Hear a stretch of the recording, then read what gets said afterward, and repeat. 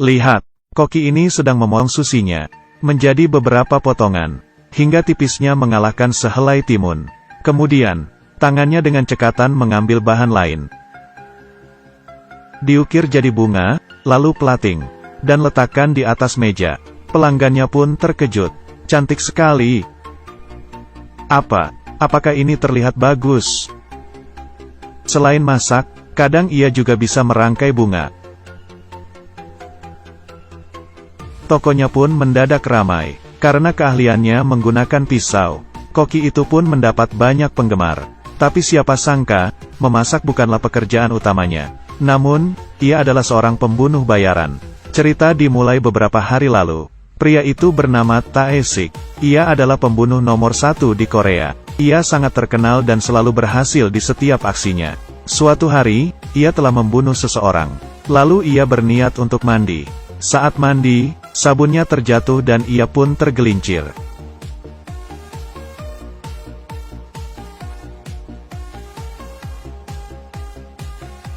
Ia pun harus dilarikan ke rumah sakit. Ada juga barang yang dibawa, yaitu sebuah tas berisi baju.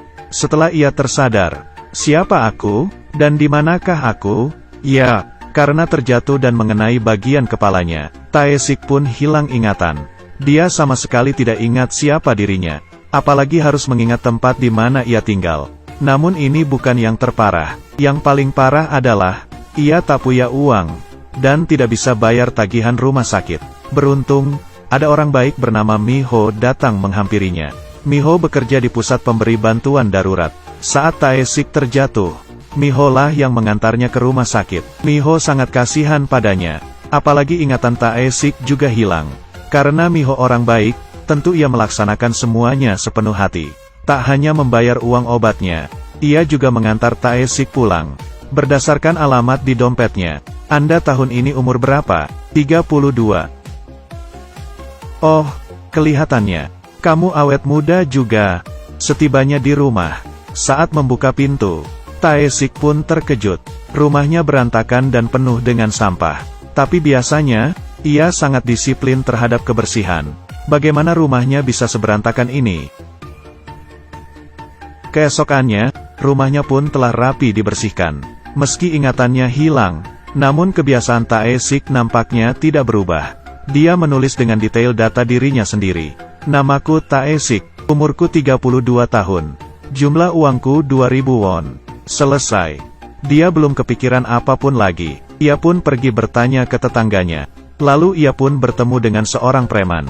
Saat preman itu akan menyerangnya, Tae-sik pun mengeluarkan ilmu bela dirinya.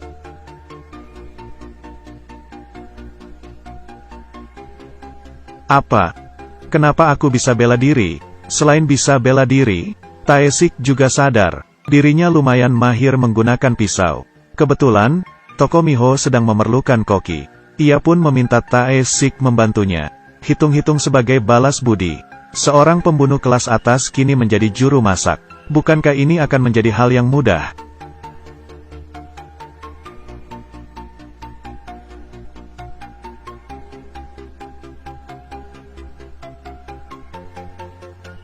Kemahirannya dalam menggunakan pisau, akhirnya menarik perhatian banyak fans. Toko Miho mendadak viral. Miho bertanya ke Tae-sik, kenapa kamu jago sekali menggunakan pisau? Tae-sik juga tidak tahu. Yang ia tahu, setiap kali memegang pisau, selalu ada jiwa kreatif yang muncul entah dari mana. Hari demi hari berlalu. Suatu hari Tae-sik kembali ke rumahnya. Ia pun menemukan sebuah agenda yang tertulis di kalendernya. Pergi ke sebuah tempat untuk syuting. Sekejap ia pun mengerti. Sebelum hilang ingatan, ternyata dirinya adalah seorang aktor. Tapi nampaknya talentanya tidak cukup. Jadi orang jahat, ia tidak kuat. Jadi polisi, ia malah membuat lawan mainnya kesakitan. Ia selalu tidak cocok bermain di film manapun. Ia pun akhirnya dipecat oleh sang direktur. Ganti orang, namun tekadnya sangat kuat. Kalau tidak bisa, ia belajarlah. Ia pun membeli sebuah buku lalu mulai belajar akting dengan tekun. Semua dasar bermain film, perasaan, ekspresi, semuanya ia pelajari sekaligus. Kemudian, kesempatan itu datang. Sang direktur mengarahkannya untuk memainkan sebuah adegan. Tae-sik berperan menjadi seorang bodyguard bagi majikannya. Tak disangka, bukan hanya jago bela diri, namun aktingnya juga sangat rapi. Serang. Cut. Aduh, mengapa dialogmu tidak sesuai dengan yang di skrip? Bagus, lanjut adegan berikutnya. Sekejap, film itu pun booming. Karena aktingnya keren, fans Tae-sik pun bertambah. Melihat akting Tae-sik keren, sang direktur pun menambah adegannya. Dari peran sampingan, kini ia berperan menjadi tokoh utama. Tae-sik mendadak terkenal. Ia menjadi seorang superstar. Dan ia sepertinya mulai jatuh cinta dengan Miho. Ketika hidupnya sudah bahagia, suatu malam di kala hujan, Tae-sik sedang mendengarkan musik di mobil. Tiba-tiba, ingatan akan masa lalu muncul di benaknya. Sebelum ia terjatuh, suatu malam ia melakukan pembunuhan. Dan hari itu ia menyetel lagu yang sama dengan sekarang ini. Sekejap ia pun teringat bahwa dirinya adalah seorang pembunuh. Dan bukanlah seorang aktor. Ini bukanlah kehidupanku. Ia pun kembali ke rumah mewahnya. Lalu menyadari bahwa seisi rumahnya berantakan. Nampaknya ada orang yang menggunakan identitasnya. Diam-diam menjadi dirinya. Sebenarnya ada apa? Mari kembali ke persoalan sabun. Pria ini sedang keramas. Tiba-tiba, sabunnya terjatuh, lalu ditendang orang lain. Saat itu, Tae-sik pun datang. Kemudian,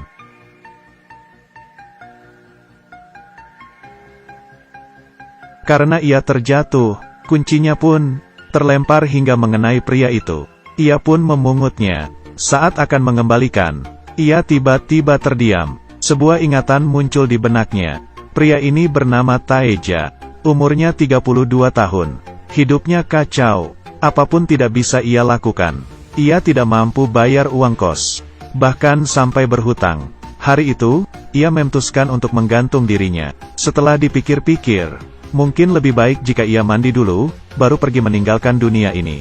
Setelah masuk ke kamar mandi, ia berpapasan dengan Tae-sik.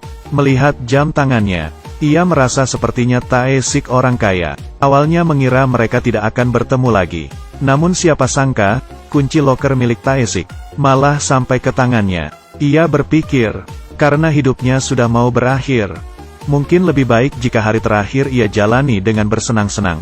Jadi, ia pun meninggalkan kunci lokernya, lalu membawa kabur kunci Tae-sik, dan mengenakan semua pakaiannya. Dengan sedikit goyangan, kini ia menjadi seorang konglomerat.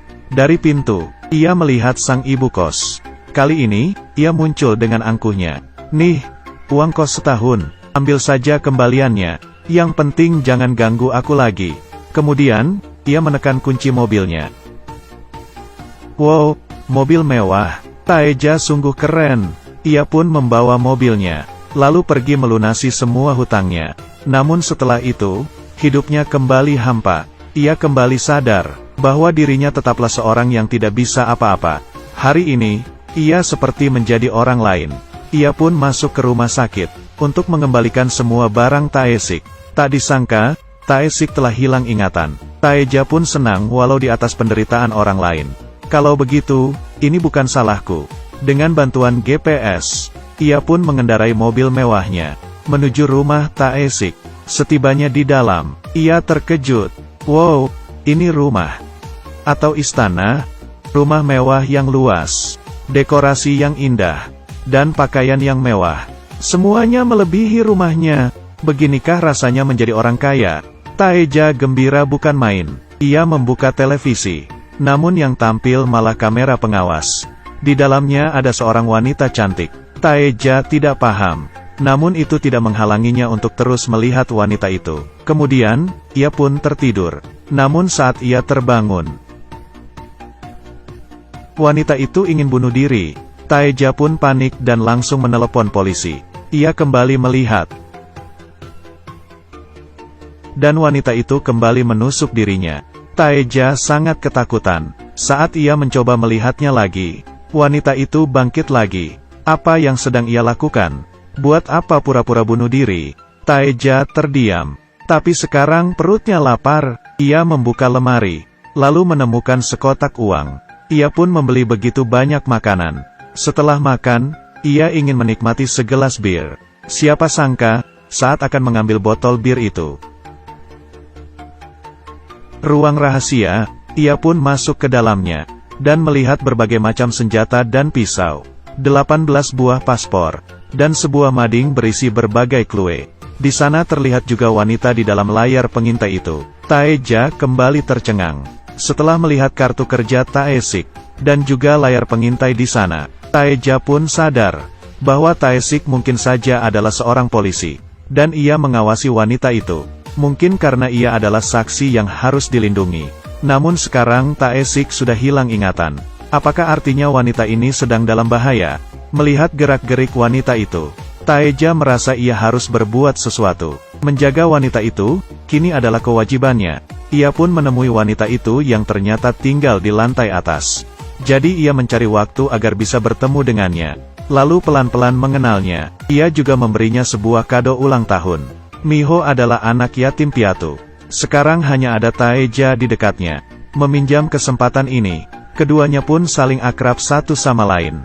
Mereka makan dan menonton film bersama. Muncul benih cinta di antara mereka. Di saat dirinya tengah bereuforia, sebuah kejadian menimpa dirinya. Suatu hari, ponsel di rumah Taesik tiba-tiba berdering.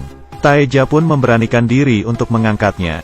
Orang di dalam telepon itu bertanya bagaimana perkembangan pekerjaannya. Ia juga mengajaknya untuk bertemu. Taeja terkejut.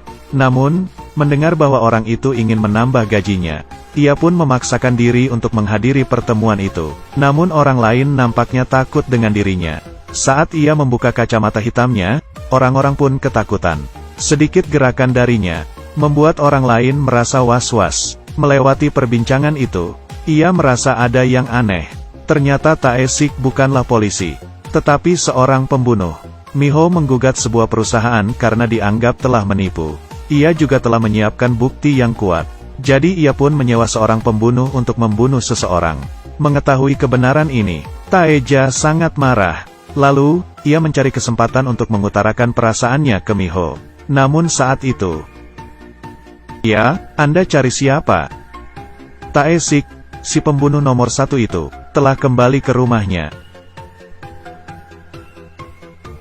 Taeja pun berusaha menahan Taesik agar tidak menyerang Miho. Namun Taesik dan Miho nampak sudah saling kenal. Mereka juga berbicara satu sama lain. Sebenarnya ini ada apa? Ternyata, setiap menerima perintah, Taesik akan menemui orang yang menjadi targetnya untuk berbincang. Menyuruhnya untuk berpura-pura mati, lalu mengirimnya ke luar negeri. Kali ini, targetnya adalah Miho. Siapa sangka ia terjatuh karena sebatang sabun, hingga menghilangkan seluruh ingatannya. Di saat Taesik hilang ingatan, Taeja pun menggunakan identitasnya untuk mendekati Miho. Bahkan sampai mereka saling jatuh cinta. Mendengar kabar itu, bosnya sangat marah. Ia pun memutuskan untuk mencari pembunuh lain, untuk membunuh Taeja dan Miho. Demi menyelamatkan mereka berdua, Taesik pun memutuskan untuk menyusun sebuah rencana. Pertama, ia menggunakan identitas pembunuh yang baru, untuk menerima perintah dari bosnya.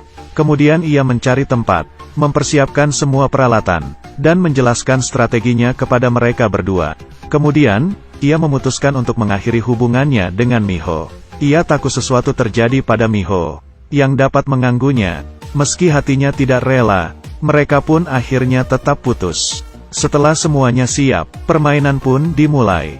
Di hadapan sang bos, Taeja datang sambil menyekap Miho, lalu berpura-pura menusuknya. Orang-orang itu pun terkejut. Perlukah sebrutal itu? Melihat Miho masih berusaha bangkit, Taeja kembali menikamnya. "Oke, semua sudah beres. Kalian boleh pergi." Melihat keganasan Taeja, para bos itu pun ketakutan. Mereka tidak berani berbuat apa-apa.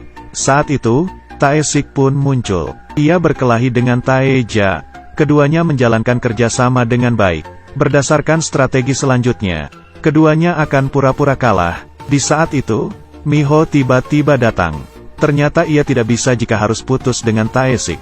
Jadi ia menghampirinya untuk berbicara. Taesik pun pura-pura tidak mengenalinya. "Hai kau pelacur, cepat pergi." Mendengar itu, Miho pun terkejut. "Apa barusan kau bilang, pelacur, dan mengusirku?" Karena Miho tetap ngotot, Taesik pun terpaksa menjelaskan padanya pelan-pelan. Namun Miho tidak mau mendengarnya. Tak ada pilihan lain. Demi menjaga identitas rahasia mereka, mereka pun harus melanjutkan akting ini. Melihat kode dari mata Tae-sik, Tae-ja pun menusuknya, lalu mendorongnya ke titik yang telah ditentukan. Miho yang sedang bersembunyi di samping, kemudian memencet tombol di tangannya. Di dalam kotak itu, Tae-sik menutup rapat-rapat mulut Miho, menyuruhnya agar tidak mengeluarkan suara. Dari luar, para bos itu melihat darah yang mengalir. Karena mengira mereka sudah meninggal, mereka pun akhirnya pergi. Mereka semua pun lega, tidak ada lagi orang yang berniat untuk membunuh mereka. Di perjalanan pulang, Tae-sik menjelaskan semuanya ke Miho, dan memberitahu bahwa ia akan melupakan semua masa lalunya, dan tidak akan melakukan pekerjaan itu lagi. Apalagi yang masih kau sembunyikan? Umurku 55 tahun. Miho merasa tertipu. Kemarahannya pun bertambah. Namun waktu syutingnya sebentar lagi tiba. Ah sudahlah, sekarang waktunya ke tempat syuting. Kebetulan, kali ini ia bermain di film bergenre percintaan. Hati Tae-sik pun tergerak, dan ia mengungkapkan semua perasaannya ke Miho. Akhirnya, mereka pun kembali bersatu. Karena menjalani hidup orang lain, semangat Tae-ja untuk menjalani hidup ini pun kembali bangkit. Kini ia bukanlah orang yang tidak bisa apa-apa. Ia telah berubah. Film ini berjudul Lucky Key, yang merupakan buatan ulang dari film Jepang bernama Key of Life. Karena sebuah insiden, seorang pembunuh bertukar hidup dengan pemuda yang tidak tahu apa-apa. Namun tak peduli apa latar belakangmu, orang yang bekerja keras pasti akan berhasil. Seperti yang ada di film ini, Tae-sik yang awalnya tidak bisa beradu akting, akhirnya bisa menjadi aktor terkenal. Meski harus bertukar kehidupan, ia tetap menjalani hidupnya dengan penuh warna. Inilah yang disebut kerja keras membawa keberuntungan.